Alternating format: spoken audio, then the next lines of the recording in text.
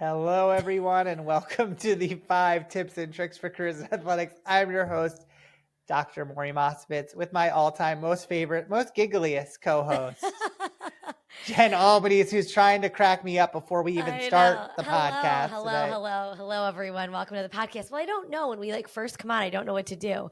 I'm always just like, you can just smile. It's okay. You don't have to. I did. It's like it hits the thing, and I'm just like, smile. I don't know. People Well, who are today, watching this are like, what the hell's wrong with these people? well, today we have a guy that won't crack up because Sean is like, no, he's so good. Sean's So good. great. He oversees the facilities and event side at Brown, which is awesome, and he's been doing it for a while. Not long after he left us at Syracuse for his internship, he went over there and he is killing it. I know. Doing Big stuff job there. Yeah. I do every day with running the facilities and making sure games happen. So I'm so excited to see him doing awesome, and I'm sure going to have pretty amazing tips and tricks for people. Oh, I'm sure. Knowing Absolutely. Sean. Yeah. He's so great. It'll be a good conversation. So looking forward to him coming on. Yeah. So I was thinking, coming up in the near future, one of our favorites is the New York State Fair. Oh, we love it. The fair. Oh my gosh. I mean, there's obviously fairs all across the country, but we have the best one. We are not biased at all, but coming from another state, I will say the New York State Fair is better than what my old fair that we went to as a kid. Everyone says it's the best fair in the country, so it's pretty great. It's pretty intense. I mean, it is like a pilgrimage year after year that you have to go. It's like what? It's like 14 days long, because I feel like that's a long one for a state fair. It is. You know? And it's like the thing to do in town at the end. It's at the end of the summer, though, so it makes you feel like summer's over when you get to the fair. But it is a little sad. There's so many good things to do. I mean, obviously, Maury and I very much enjoy the food. That's the best part. So what's the favorite food item? That's put me on the spot. There's so many. I mean, you have to go through and get all of your favorites. I like, obviously, the pizza free, which is fried dough, but it's like really but in upstate New York, you have to call it pizza free. But it's like that. It's like extra specially good at the fair because they just pump it out. Like there's just like a line all the time. Super covered in oil and sugar. So it's just great. It's the best. I don't know what else. We like always get like the gyros and the mini cups of milk. And for some reason, the mini cups are better. That's the only time I drink milk all year. That's what I tell people. So I get my calcium fill when I drink the milk at the state fair. That's it. It's the best milk. My favorite thing is like in the old Dairy Barn, they don't do it anymore. They used to have like the gallon jugs you could buy for like $1, or you could spend 25 cents on a Dixie cup. And there's just people in line to give their 25 cents for a Dixie cup when you could spend $1. And like basically the return on it is insane. Like you could, and people are like, no, the Dixie cup is so much better. And it's clearly an upstate New York thing that is insane. Listen, it's one of those nuts things that we do up here. It's an I Love New York cup. Okay. And it's a Dixie cup. And it comes straight from the cow. No, it doesn't. Literally, it comes from a refrigerator that has a cow on top of it. It is really cold. I'll give you that. It's so good. It's like right below freezing. I don't know how that happens. Like it's right above like turning into ice cream, but it is. It's super cold. I will give you that. That's the only difference between that and the $1 jug that you could buy, and you could buy like literally. There's like 40 of those Dixie cups in that 1 gallon thing, and everyone from upstate New York's getting the one thing. It's so good. That's my rant that I go on every time. It's so good. We also always share the bloomin' onion, though. We like the bloomin' onion. And then the fair always has like the fried things, like the fried Oreo, the fried ice cream, and you get all like the crazy stuff there too. So that's always a fun. And then the cardiologist booth is right on the outside. They'll hand out their thing as you walk out. Hey, but listen, the fair is so spread out. Like you get a ton of steps in the day that you're there. Yeah, like you get a lot of walking, you get a lot of exercise. That offsets the giant thing, a glass of chocolate milk. The clogged arteries that you get from going to the fair, but. Well, it's so much fun. I have a recollection. I think Sean did come to the fair when he was a student up here. So because it's like a rite of passage. So we will. It is. You have make sure that maybe we can get him to reminisce on that. But with that, we have to get to Sean. So we'll get to everybody after these messages. All Are you a loyal 5 Tips and Tricks podcast listener? If not, now is the time to start. Get all your info and fun content on the podcast by following us on all our social channels at @AthCareerPod. The 5 Tips and Tricks podcast is a part of Athletic Career Consulting. Make sure to reach out to us. The one-stop shop for everything is our website, www.athcareer.com. Remember, follow and like us on @AthCareerPod, rate and review us, and get all your info at www.athcareer.com. All right, everybody, welcome back. Maury, would you like to introduce our guest today? 100%. This is a really special one for me. Today's guest began his journey in the world of sports, events, entertainment with a bachelor's degree from Johnson & Wales University. Early in his career, he worked as a sales manager for PSE Agency, where he sold group season tickets for the Providence Bruins and a wide range of events at the Dunkin' Donuts Center, including Disney on Ice, Monster Jam, and the Harlem Globetrotters.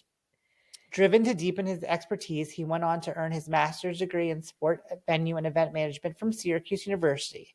While there, he also completed his internship at both Syracuse and then went on to Harvard, gaining hands-on experience in operations side of college athletics. In 2018, he joined Brown University, where his career steadily progressed. He began as a coordinator of facilities and operations, and then was promoted to assistant athletic director in 2021, and then in 2024, stepped into the current position of associate director of athletics for facilities and events.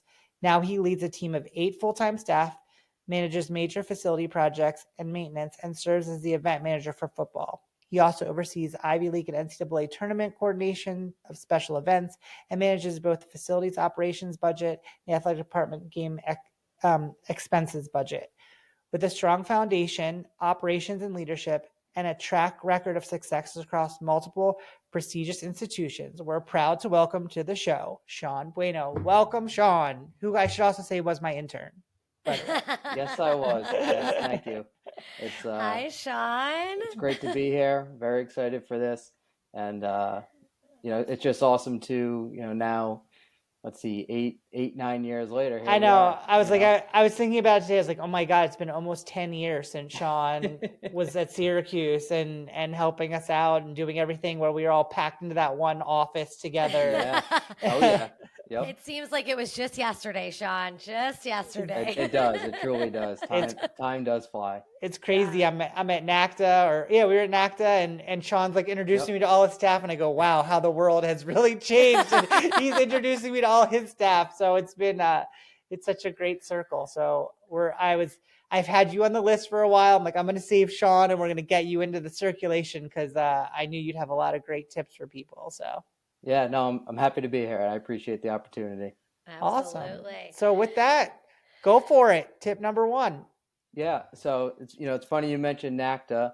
My first tip, and this is from I believe 4 years ago now. The first time I went out, for the NACTA conference, doing the roundtable discussions, all that, and was trying to figure out how does everyone get everything done that's on their plate, I was realizing that my desk was getting very cluttered. You have your list, which turns into sticky notes, which turns into where did I write that down? We're being pulled in many different directions, wearing a lot of different hats and facilities and events.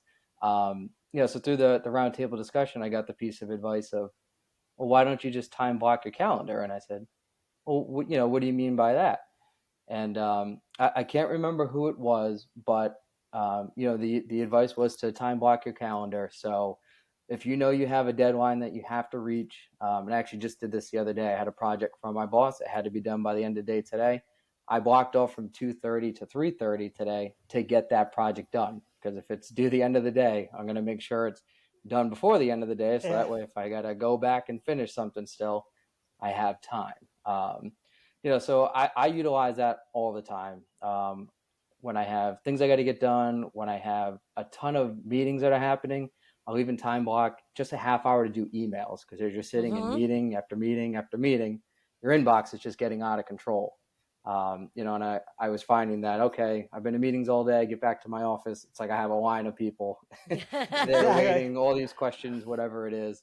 So I found if I just block off a half hour or something like that, if people are looking for me and they say, oh, he's busy, he must be in a meeting, or there's something that he's doing. So that's been a real great way for me to balance those type of things. And I know that way too. And my staff knows this. If it's that important, just ask me.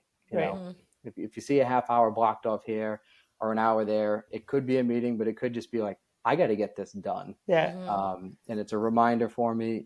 We use Gmail at Brown, so I get a reminder on my desktop. I get it on my phone. I get it on my Apple Watch. Like, hey, 10-minute reminder. You have this at 8:30 or whatever it may be. So I've just really utilized that to stay on top of things. Just because my desk was getting way too cluttered, and then I also do it too, just for your general reminders. We talked about NCAA events, right? So we have to do all the bids if you want to host those events. You can't just do that the week of. You got to get hotels, you got to submit budgets, you got to get staffing squared away. There's all these different things that go into it. So if you're like, oh yeah, it'd be great to host. Oh wow, it's due in 3 days. You're going to be in trouble. Right. So I have for each season on all my calendars reminders a month out from the deadline, because we all get into the swing of things. Before you know it, you're like, oh my God, I got to get the bid in. Right. So I always utilize the calendar for those things, and just the annual things that we always do. We always screen coat the gym. We always do turf maintenance. We do all these things, and you may think, oh, well, I'll never forget that. You will. It's very easy to forget those things. Yes. Shockingly. Shockingly easy. Or once you get the bid, that you have to put in and like reconcile all the payments so that you get reimbursed. That's going to be the other thing too. Then you got that deadline. Yep. You better put that in your calendar too, because that comes up really quick. And then if you miss that, you get a penalty. So it's definitely 100% Outlook. We use Outlook, so I feel like I'm living and dying by how much Outlook's put in, and then inevitably the AD's secretary will call me up and be like, you have something on your calendar. Do you by any chance have free time? I'm like, well, that hour that I put aside to actually do any paperwork now just got swooped up. So that's the worst one, where you're like, oh, I had this planned. I had the best intentions. And then someone takes your time. That's the worst. Oh, yeah, there are the certain people that you're like, okay, well, I'll just figure it out. I gotta move this around. I'm gonna have to do something. Yep. Yeah, it's just the point of like learning to be organized, and everybody is a little bit different on how that works. But like a calendar is a perfect example. Like everything is in one spot. You can keep it all kind of flowing for each day. And it's just the point of how do you keep yourself organized? Because then you're able to make sure you get everything done. So that's a really good one. I love the calendar. I live and die by the calendar too. So it keeps you on target all for the entire day. So.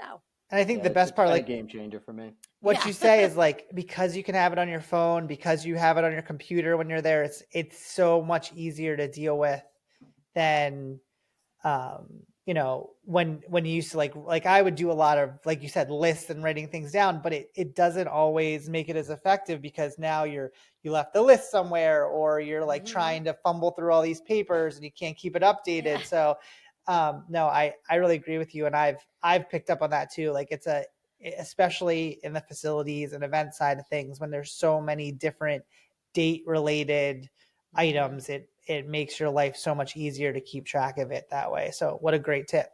So we live and die by the deadline. Exactly. Try to schedule time for lunch too. I always try to make sure there's like 30 minutes so I can eat. It's just me, but that's usually when I'm doing my emails. I'm like up at my desk eating, doing my emails at the same time. Well, listen, at least you're eating. So that's the there most you go.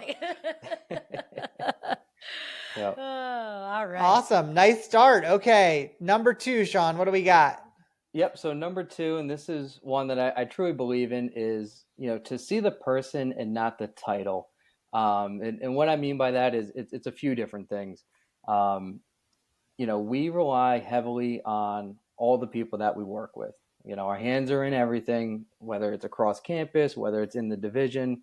And everyone has an important role in the division or on campus for success for athletics, for success for campus.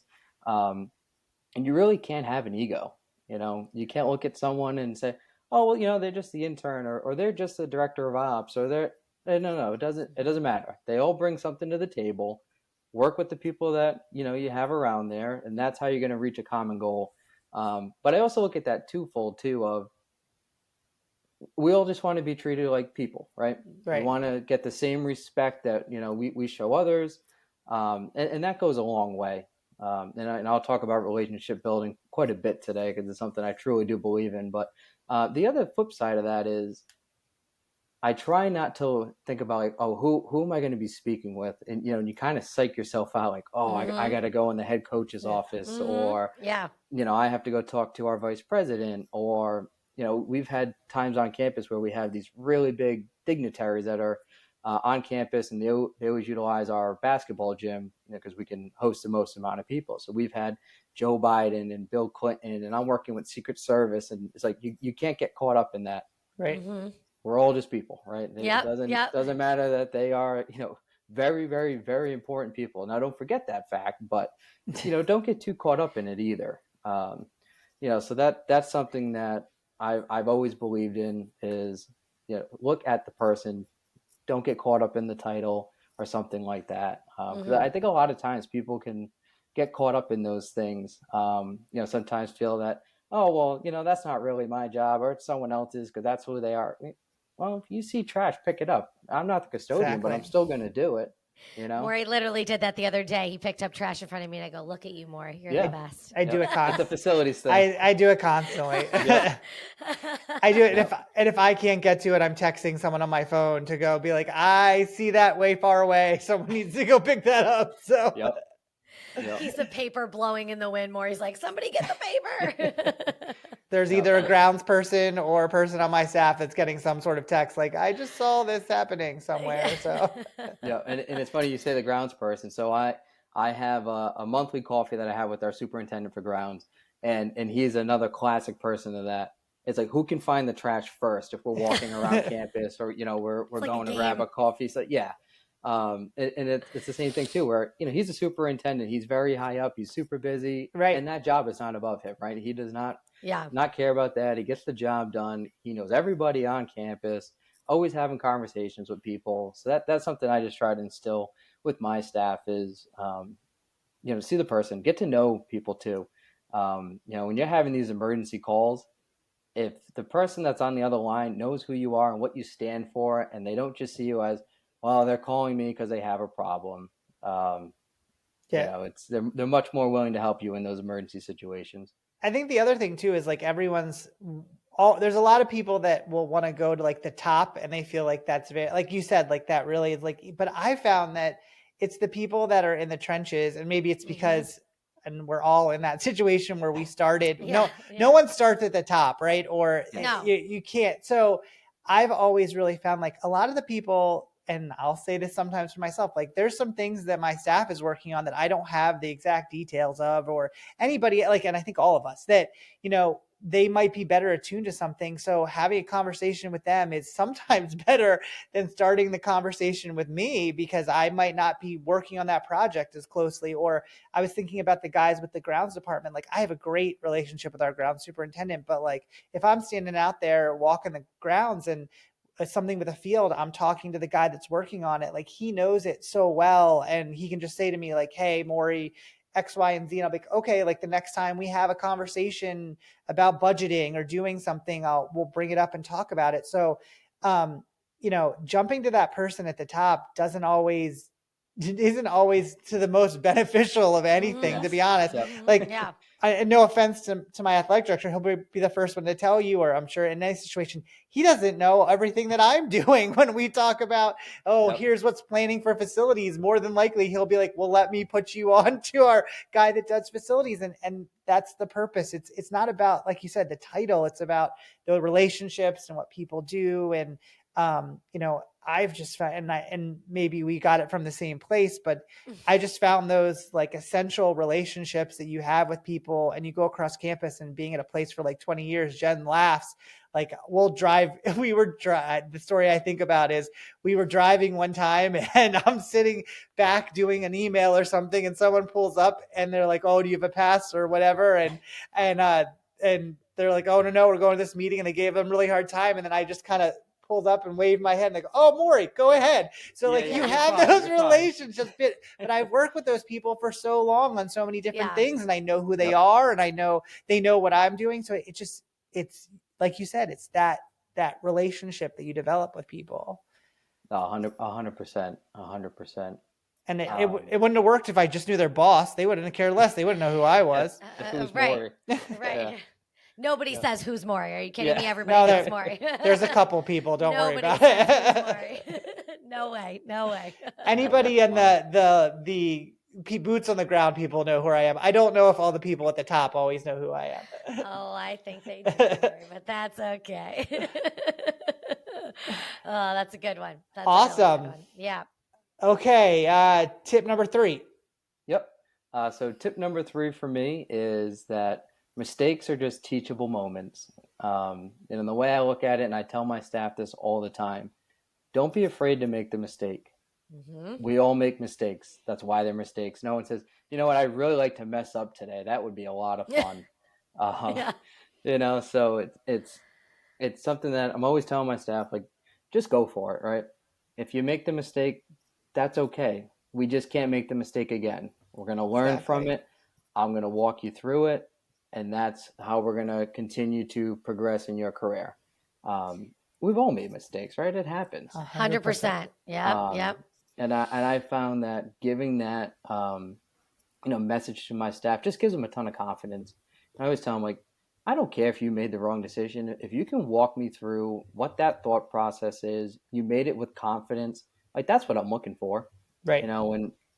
When stuff hits the fan on an event day, like, everyone's looking at us to make a decision. Just roll with it, right? Mm-hmm. Be confident in what the decision is. If you can walk me through why you did that or why you thought we should do, X, Y, and Z when an issue came up, great. I'm sure I've had to deal with it at some point, and I'll say, okay, yep, you thought right when you got to this point, but then this is how we should have done it. Mm-hmm. Okay, great. Now we know that. Let's not make that mistake again when it happens. And that's something that, now that I'm going into 7.5 years at Brown, as things come up, my staff know that I've seen a lot of stuff now, and it was the same thing, when I started. Of, all right, I really messed this up. Let me talk to my bosses and see how we fix this. And they always had an answer for me, which I appreciated. And now it's been cool to be on the other side of that, where they're looking for me for that guidance of, or hey, I really messed this up. How do we fix this? And I say, yeah, no problem. And then we'll sit down after that and say, okay, now let's not do that again. This is how we're gonna handle it next time. So let's remember that. So that's a tip from me is, a mistake is just a teachable moment. Don't get caught up on it. And again, no one wants to make mistakes. We don't do it just to say, yeah, mistakes are great. Let me just keep making them. Yeah, just, exactly. Learn from it. You'll be okay. We all make them. Yes. No, I like that you said it's because I have this conversation and I feel like I'm living a parallel life to you, but probably because we do the same thing all the time. Yeah. But, it's the thought process. Like, if you could explain why you did it and you thought through it, I'm not going to be upset with you. Like, there's no reason. If you just didn't think, then we have like a bigger problem. Like you said, like if you do the same things over and over again that don't work, that's a problem. Or 2, you just didn't pause and like think through it because you panicked or because you let somebody else influence your decision, which I think is actually one of the hardest things for young professionals. Like, yeah, you can make a mistake, but make the mistake because you made it, not because someone else make you make it. Is just such like an amazing thing. And then I'm at the point in my career where I think it's so funny because, and I was doing this today with talking with someone, is I'm watching other people teach people how to deal with their mistakes, like our staff working with interns and seeing how, and I've been very fortunate that some of the staff that works for me was an intern for me at one point, and watching them cultivate people and say, okay, like, why did you do it that way? And I'm like, wow, this is an amazing thing. Cause a couple years ago, I was having the same conversation with you, yeah. but you're 100% right. Like, if you can, it's okay to make those mistakes, but do it with being thoughtful, do it with using your experience, do it with like making sure that you're not repeating your same things. And that's going to lead to success. And a supervisor that gets upset with you for that is doing the wrong thing, or make sure you're talking to your supervisor, because they might not be upset with you. They might just be trying to help you grow and evolve. So don't don't take it that way all the time, and just realize it's okay. It's never gonna be perfect. Like the first time the NCAA called and questioned me, like, oh, did I do something wrong? I was like, for a postseason competition, I was like, no, this just happened. Like there's no way I could have controlled this. You can't control every variable. So own what you can do and do the best you can. Yeah, I think it's the fact of like the whether they're a younger professional or an intern on your staff, like learning from the mistake and then working together, because it might teach you something too. Like I kind of come in contact with this as I used to do like the on-field stuff for football, and now I'm up doing the production side of things. And like I had a certain way, the way I did certain things on the field, but now the new person is coming in and has found a different way to do it. It might not be the way that was comfortable for me, but they found a more efficient way to do it. And they made their own mistake and then they learned from it and we got to a better point. So we both kind of learned from it. So I think it's like you said, it's a learning experience, not only for those people, but for you too, because they might find a different, it might come out with a better result than it was before. Yeah. So, I think it's just people having, like you said, having the confidence to go for something and not being afraid to fail. So yeah, and sometimes that mistake will be what, you know what, that's actually never happened to me. You know? Yeah, right, again, exactly. We work in events. Crazy things happen. 100%. Yes, at that point too, they do.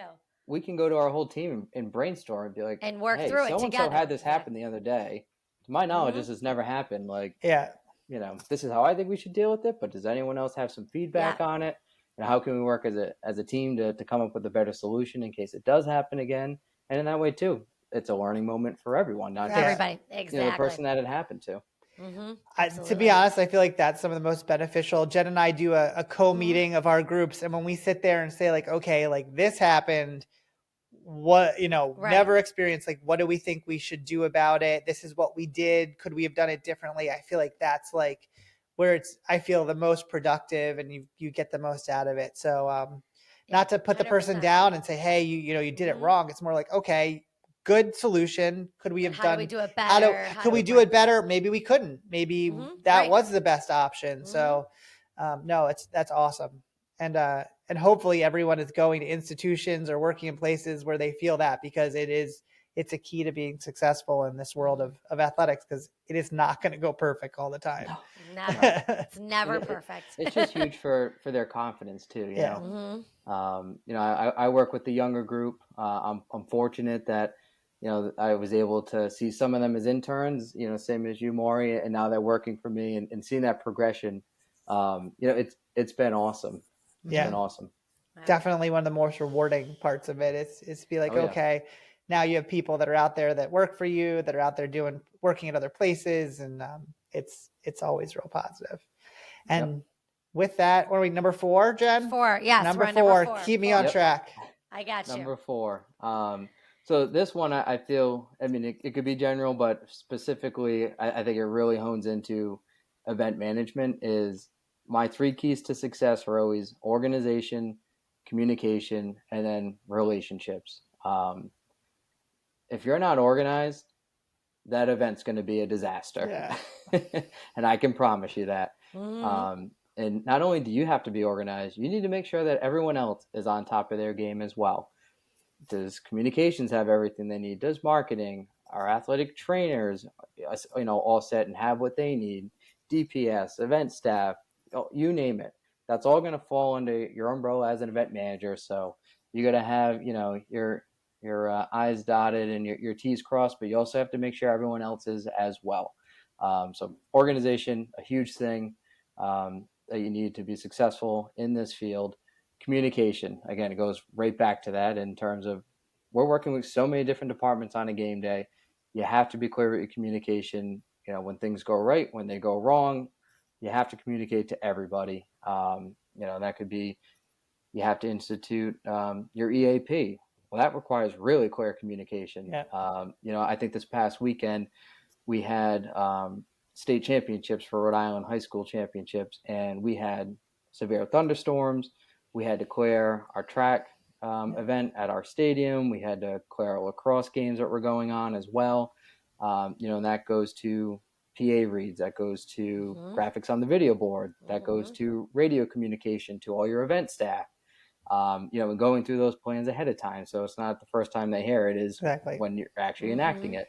And that was something where my staff on Monday looked at the forecast for the weekend and said, "Hey, let's make sure we get this on the radar, the Rhode Island Interscholastic League, so that way they know what our policy is and how we're going to handle it and what role they're going to play in it." So communication is kind of that second pillar for success. And I know we talked about it earlier, but relationships. We can't do our jobs by ourselves, right? So you got to have strong relationships with the people that you're working with, because you're going to rely on them for a lot. Especially on a game day, you can't do it all on your own. You're going to need help. And people are way more willing to help out when they care about the person that they're helping out.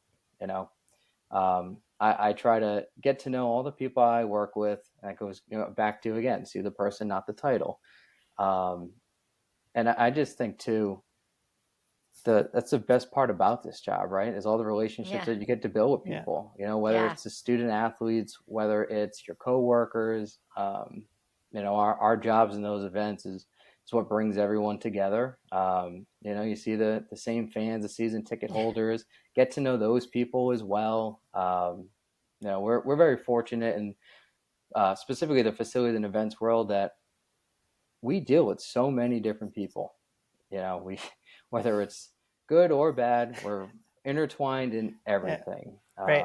And that goes to across campus too. Like you said, Maury, you seem to know everyone on campus. I kind of feel the same now that I'm, 7+ years on campus. And as I progressed, just meeting everyone over the years. And, I think that's just a huge part of it. Yeah. And something I always instill in my team as well is we call it PR. Right. I tell them, hey, go out and do some PR. Go around campus. Take a walk to the main green. See who you run into. Just have a conversation with them. Yeah. Maybe you'll run into an electrician. Maybe you'll run into the head of transportation. Maybe it'll be a groundskeeper. Right. Just chat it up with them. See how they're doing. That way they're not only seeing you at an event or in your office. Right. And it's not the only time they hear from you is when there's a problem. So that's kind of that third pillar. I found those three things: communication, organization, and relationships are truly keys to success in this field. Awesome.